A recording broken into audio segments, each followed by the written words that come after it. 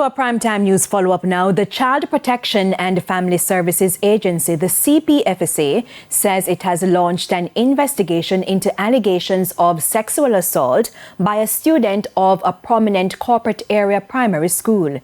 In a statement issued today, the CPFSA said both the children and their parents were spoken to. It will also be visiting the school to obtain further information. The 6-year-old victim was then referred to the Ministry of Justice's Victims Services Division for psychological support, while the 11-year-old child was referred to the Child Guidance Clinic at the University of the West Indies for psychological intervention. The CPFSA says it will be doing home visits as well as community assessments for both children.